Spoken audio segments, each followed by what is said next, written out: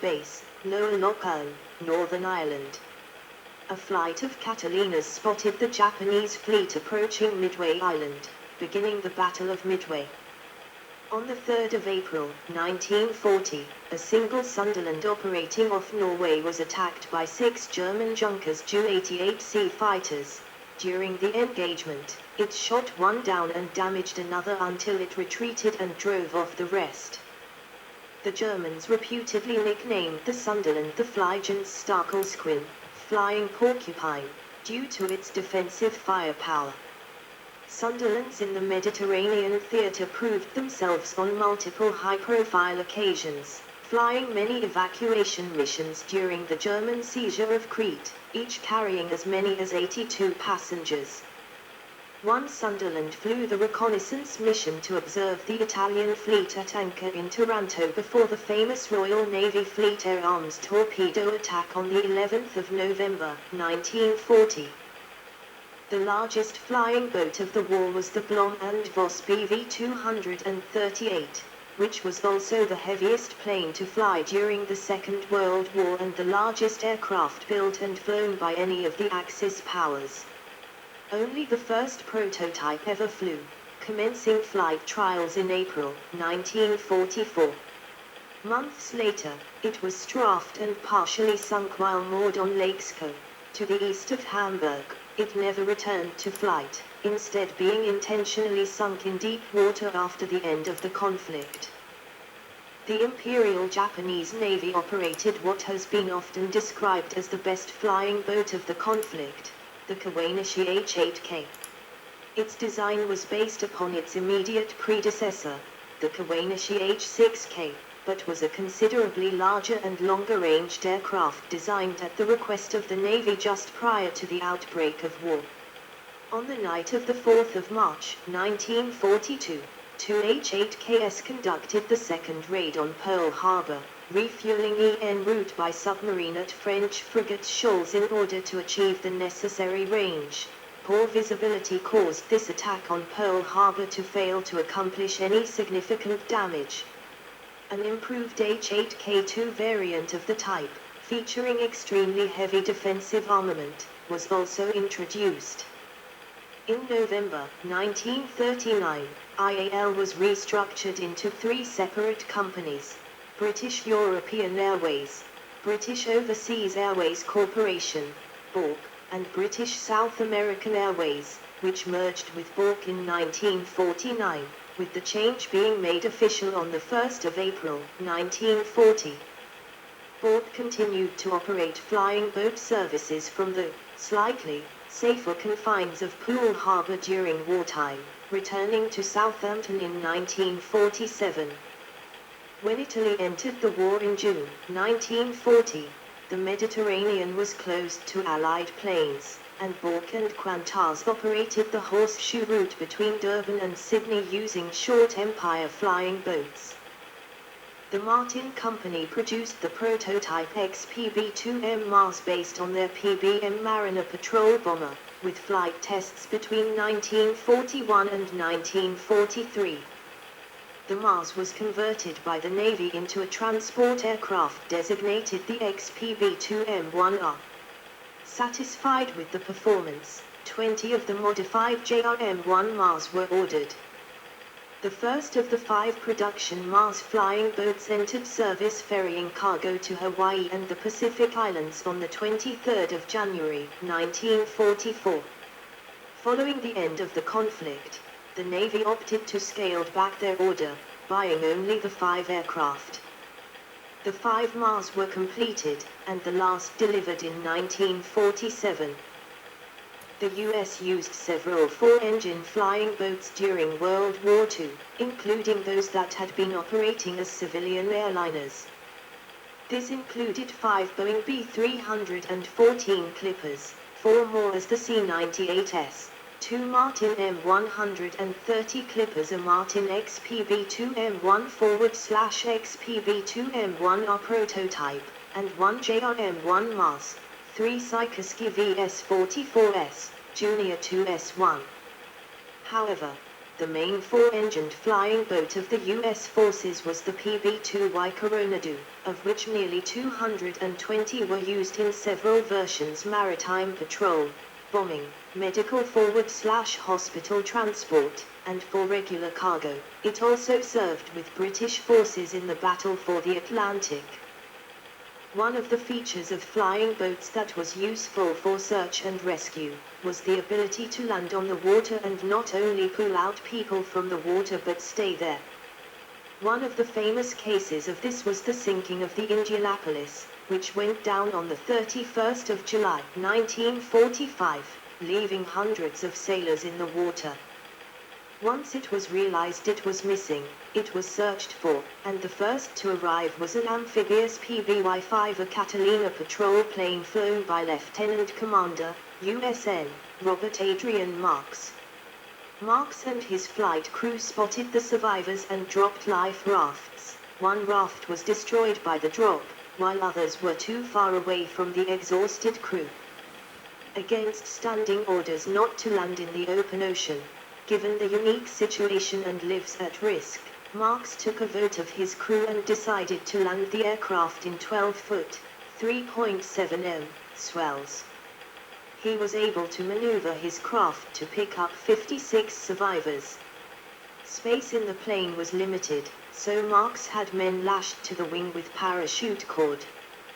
The aircraft was unflyable with so many on it but could still float. This protected many of the exhausted men from being eaten by sharks or drowning while waiting for the main rescue force to arrive. After nightfall, the destroyer escort USS Cecil J. Doyle, the first of 7 rescue ships, used its searchlight as a beacon and instilled hope in those still in the water. Cecil J. Doyle and 6 other ships picked up the remaining survivors. After the rescue, the PBY was sunk by Cecil J. Doyle to scuttle it. Post-war, edit. After the end of the Second World War, the use of flying boats rapidly declined for several reasons. The ability to land on water became less of an advantage owing to the considerable increase in the number and length of land-based runways during the conflict.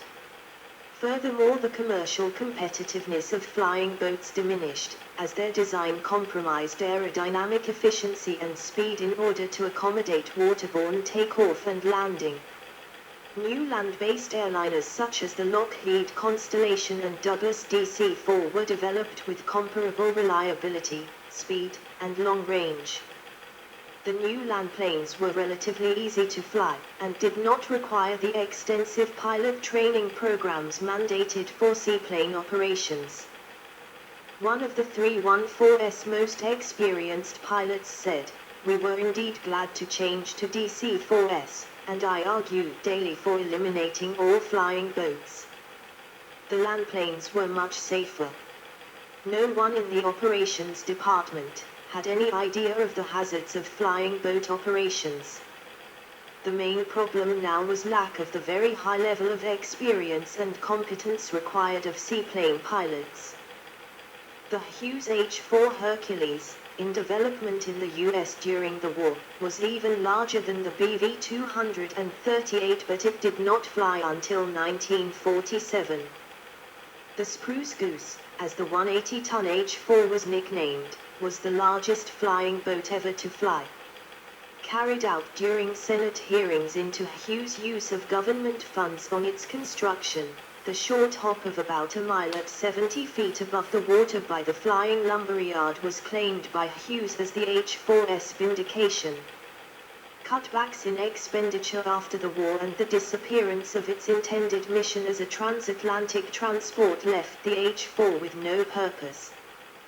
Despite never flying again, a full-time crew of 300 workers maintained the H-4 in a flight-worthy condition in a climate-controlled hangar up until Hughes' death in 1976. In early 1944, the British Air Ministry issued a contract for the production of a small jet-powered flying boat, the Saunders-Roe SR.A/1. That was intended for use as an air defense aircraft optimized for use in the Pacific Theater. By adopting jet propulsion for the flying boat, it was possible to design it with a hull, rather than making it a float plane, and thus eliminating the performance handicaps typically imposed upon float planes. It was projected to be capable of attaining speeds of up to 520 miles per hour at 40,000 feet due to the SR.A/1's perceived value in the war against Imperial Japan, measures taken at an early stage of development towards immediate quantity production. However, due to the end of the conflict, pressure for the SR.A/1 quickly dissipated. On the 16th of July 1947, the SR.A/1 prototype performed its maiden flight, quickly proving its soundness in terms of its performance and handling. However, officials judged that such an aircraft was unnecessary, and that the aircraft carrier had demonstrated a far more effective way to project air power over the oceans. During late 1950, shortly after the outbreak of the Korean War, interest in the SR.A/1 program was briefly resurrected amongst British and American officials, with whom data had been shared in the project. However, the flying boat fighter was found to be obsolete in comparison to increasingly capable land-based fighters, leading to a second and final cancellation. During the Berlin airlift, which lasted from June 1948 until August 1949, 10 Sunderlands and 2 Hives were used to transport goods from Finkenwerder on the Elbe near Hamburg to isolated Berlin, landing on the Havel Sea beside RAF Gatow until it iced over. The Sunderlands were particularly used for transporting salt, as their airframes were already protected against corrosion from seawater. Transporting salt in standard aircraft risked rapid and severe structural corrosion in the event of a spillage. In addition, 3 Aquila Airways flying boats were used during the airlift. Bucking the trend, in 1948 Aquila Airways was founded to serve destinations that were still inaccessible to land-based aircraft. This company operated short S.25 and short S.45 flying boats out of Southampton on routes to Madeira, Las Palmas, Lisbon, Jersey, Mallorca, Marseille, Capri, Genoa, Montreux and Santa Margherita. From 1950 to 1957, Aquila also operated a service from Southampton to Edinburgh and Glasgow. The flying boats of Aquila Airways were also chartered for one-off trips, usually to deploy troops where scheduled services did not exist or where there were political considerations. The longest charter, in 1952, was from Southampton to the Falkland Islands. In 1953, the flying boats were chartered for troop deployment trips to Freetown and Lagos, and there was a special trip from Hull to Helsinki to relocate a ship's crew. The airline ceased operations on the 30th of September, 1958. Saunders Roe Princess G. at the Farnborough's Back Show in September, 1953. On the 22nd of August, 1952, the Saunders Roe Princess, one of the largest and luxurious flying boats ever developed, performed its maiden flight. While flight testing of the innovative and ambitious flying boat went relatively smoothly, determining that the Princess was indeed capable of achieving its envisioned performance figures, only one prototype of the type would ever fly. Despite the granting of a certificate of airworthiness and representing the pinnacle of flying boat development of the era, no customers were willing to place firm orders for the Princess. This is despite reports that several would-be operators, including Aquila Airways and Aerospace Lines, had attempted to purchase examples. In 1951, Borg performed an in-depth revaluation of its standing requirements, and determined that the airline had no present need for the Princess, or any new large flying boat. The airline had already chosen to terminate its existing flying boat services during the previous year. Up until 1974, ANZ Australia operated a flying boat service from Rose Bay to Lord Howe Island using short Sandringhams. The U.S. Navy continued to operate flying boats, notably the Martin P-5M Mullen, until the late 1960s. During the 1950s, the U.S. Navy had encouraged the development of a jet-powered flying boat bomber, the Martin P-6M Seamaster. However, its development was protracted by unfavorable handling characteristics above Mach 0.8, including rapid changes in directional trim, severe buffeting, and wing drop, which made it unfeasible for service until these tendencies were rectified. Following the U.S. Navy's withdrawal of support, Martin tried unsuccessfully to market the Seamaster to the civilian market, rebranding it as the Seamistress, but the initiative picked up no takers. During the 1950s, the Japanese aircraft manufacturer Shinmeiwa Industries conducted internal design studies into developing flying boats that would exhibit greater levels of seaworthiness than their predecessors. Over the following decade, the company developed the Shinmeiwa US-10, a new generation flying boat, to meet Japan's requirement for a maritime patrol aircraft capable of ASW operations.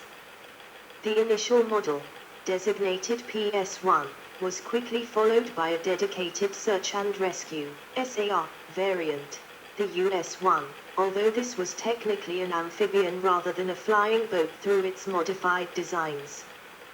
Shinmeiwa developed further flying boat concepts around this period, including the Shinmeiwa MS, medium seaplane, a 300-passenger long-range flying boat with its own beaching gear, and the gargantuan Shinmeiwa GS, giant seaplane, with a capacity of 1,200 passengers seated on 3 decks.